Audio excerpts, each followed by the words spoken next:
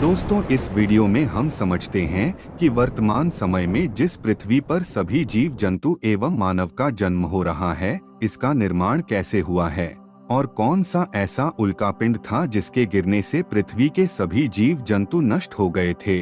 तो चलिए इस 12 मिनट की वीडियो के अंदर आप पृथ्वी के 450 करोड़ साल के सफर को विस्तार से समझने वाले हैं। लेकिन दोस्तों, आपसे निवेदन है कि हमारी वीडियो की समाप्ति होने तक आप हमारे चैनल पर बने रहे, और यदि आप हमारे इस चैनल पर नए दर्शक बनकर के आए हैं तो वीडियो को लाइक और चैनल को सब्सक्राइब करना ना भूलें, क्योंकि हमारे लिए एक सब्सक्राइब केवल सब्सक्राइब ही नहीं, आपका आशीर्वाद है। तो आइए बिना टाइम वेस्ट किए वीडियो को आगे बढ़ाते हैं। दोस्तों, जिस जगह हमारा सौरमंडल है वहाँ विभिन्न प्रकार की गैस और धूल के बादल हुआ करते थे। वक्त के साथ साथ उस तारे की ऊर्जा कम होने लगी, जिसके कारण उसके अंदर एक विशाल विस्फोट हुआ। विस्फोट की वजह से अंतरिक्ष की ये धूल एक दूसरे से तो दबने लगी। इसी दौरान बादलों में स्थित धूल के कण दबाव और गर्मी के कारण बड़े उल्कापिंड और पत्थरों में परिवर्तित हो चुके था, और इसी दबाव की वजह से इन बादलों में स्थित रेडियोएक्टिव पदार्थ ने ग्रेविटी का निर्माण किया। इस ग्रेविटी के कारण बीच में हाइड्रोजन और हीलियम इकट्ठा होने लगे।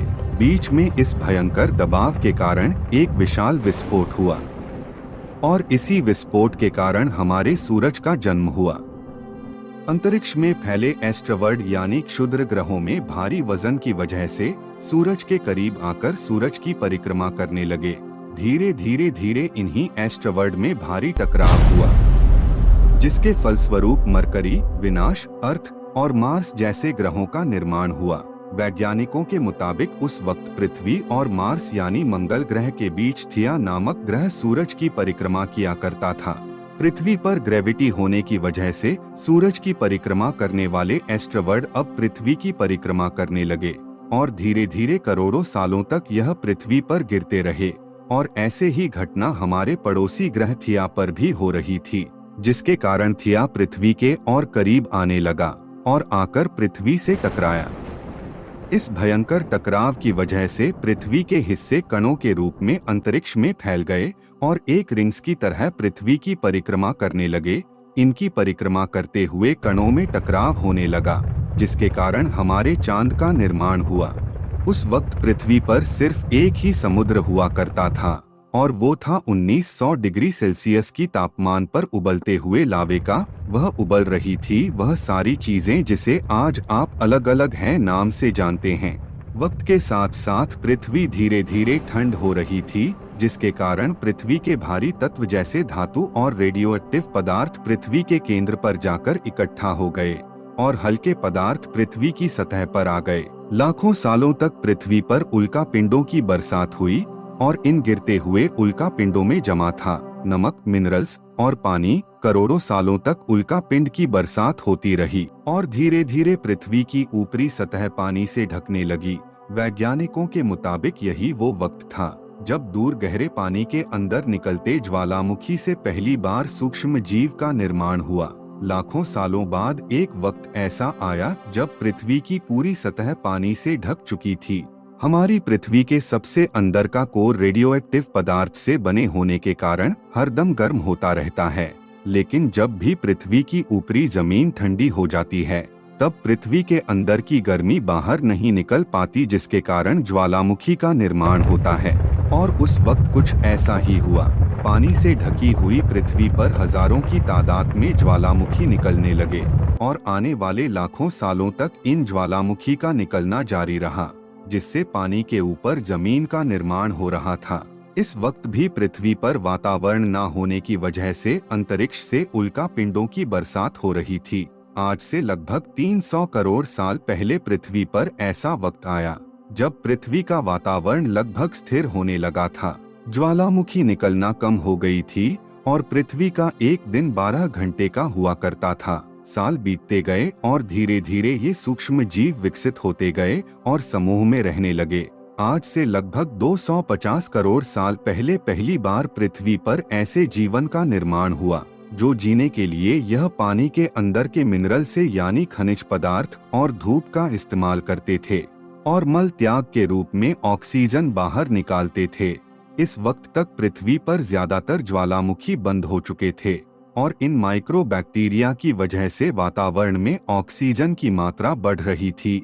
वातावरण में ऑक्सीजन बढ़ने की वजह से पृथ्वी का वायुमंडल बनना शुरू हुआ और आने वाले हजारों सालों तक वातावरण में ऑक्सीजन की मात्रा बढ़ती रही, जिसकी वजह से पृथ्वी की ज्यादातर हिस्सों में ये सूक्ष्म जीव फैल गए। हजारों सालों बाद एक वक्त ऐसा आया जब पृथ्वी में ज्यादातर ऑक्सीजन बढ़ने के कारण ये सूक्ष्म जीव मरना शुरू हो गए।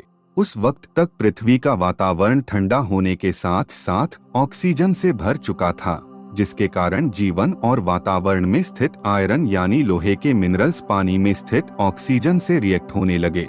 और एक वक्त ऐसा आया जब पृथ्वी की जमीन आग के मांस जैसे लाल हो चुकी थी। वक्त बीतने के साथ साथ धरती की टेक्टोनिक प्लेट्स में दरार होने लगी, जिसके कारण पृथ्वी के अंदर का लावा जमीन की तरह कई लाखों सालों तक उबलता रहा। और यही वो वक्त था जिसके कारण पृथ्वी के वातावरण में कार्बन डाइऑक्साइड की मात्रा बहुत बढ़ गई और पृथ्वी पर एसिड की वर्षा होना शुरू हो गई। एसिड की वजह से पृथ्वी का तापमान घटने लगा और तापमान इतना घटा कि पृथ्वी के ऊपर स्थित पानी बर्फ में परिवर्तित होने लगा। इसी कारण से पृथ्वी कई लाखों सालों तक बर्फ से ढकी रही, मगर फिर से पृथ्वी के अंदर स्थित गर्मी ज्वालामुखी के रूप में निकलना शुरू हो गई और इन ज्वालामुखी से निकलने वाली गर्मी ने बर्फ को पिघलाना शुरू कर दिया। इसी बीच पृथ्वी की गहराई में बचे कुछ सूक्ष्म जीव धीरे धीरे बदल रहे थे और वह ऑक्सीजन से अपने शरीर को बड़ा और जटिल बनाने के लिए इस्तेमाल करने लगे थे। इसी बीच पानी में भी छोटे छोटे समुद्री पौधे निकलना शुरू हो गए थे। बाहर जैसे जैसे ज्वालामुखी निकल रहे थे वैसे वैसे वातावरण कार्बन डाइऑक्साइड की वजह से गर्म हो रहा था। वक्त के साथ साथ बर्फ तो पिघलने लगी, मगर धरती पर फिर से एसिड की वर्षा शुरू हो गई, जिसके कारण फिर पृथ्वी ठंडी होने लगी और फिर पृथ्वी की ज्यादातर सतह बर्फ से ढक गई। ऐसा बार बार कई हजारों सालों तक होता रहा और इसी कारण से अब समुद्री जीव धीरे धीरे वातावरण के हिसाब से विकसित हो रहे थे। इसी बीच कई सारे जीव और समुद्री जंगल भी समाप्त हो गए। जो बच गए वो धीरे धीरे पृथ्वी के बदलते तापमान के हिसाब से ढलते गए और अब हजारों सालों बाद समुद्री पेड़ बर्फ की वजह से पूरी तरह से मरते या सूखते नहीं थे। जब फिर से ज्वालामुखी ने पृथ्वी की बर्फ को पिघलाना शुरू कर दिया, तब ये समुद्री पेड़ जल्दी फैल गए। धीरे धीरे वातावरण में ऑक्सीजन की मात्रा बढ़ने लगी और पृथ्वी पर होने वाली एसिड की वर्षा कम होने लगी। वातावरण में ऑक्सीजन आने की वजह से पृथ्वी की ओजोन लेयर्स मोटी होने लगी और एक वक्त ऐसा आया जब जमीन के पेड़ की लंबाई लगभग 80 से 100 फीट ऊंची हो चुकी थी। ये वो वक्त था जब समुद्री जानवर समुद्र से बाहर निकल रहे थे और जमीनी जानवरों में परिवर्तित हो रहे थे। पृथ्वी का वातावरण और तापमान लगभग स्थिर हो चुका था। समुद्री जीव पानी से बाहर रहने लगे थे और वातावरण के हिसाब से उनके शरीर का रंग रूप बदल रहा था। धीरे धीरे ये जमीनी जानवर डायनासोर में परिवर्तित हो गए। चीनी डायनासोर ने पेड़ पौधे खाना शुरू कर दिए। उनका शरीर लंबा और विशाल रूप से विकसित होने लगा। कुछ डायनासोर शिकार भी किया करते थे, जिसके कारण वे छोटे और तेज होते चले गए। ज्यादातर जंगल समुद्र के करीब हुआ करते थे, जिसमें डायनासोर रहा करते थे। डायनासोर ने आने वाले लगभग 20 से 30 करोड़ सालों तक पृथ्वी पर राज किया। उस वक्त डायनासोर समुद्र से लेकर जमीन और आसमान तक पूरी पृथ्वी पर राज किया करता था।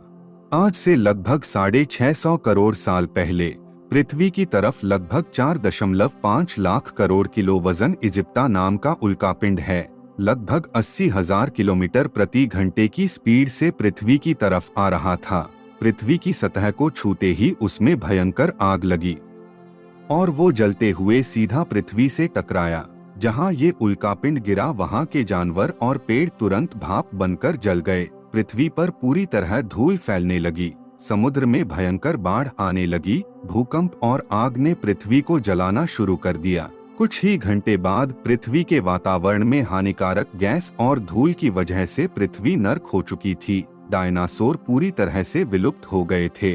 पृथ्वी का वातावरण पूरी तरह से काला और अंधेरा हो चुका था, जिससे धूप भी जमीन तक नहीं पहुंच पा रही थी।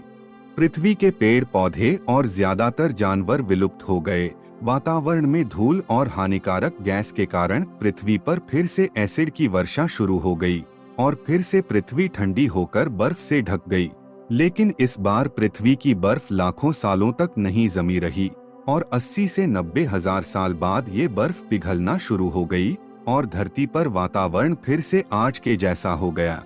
अगले वीडियो में समझेंगे कि धरती पर आदिमानव कैसे आए। धन्यवाद।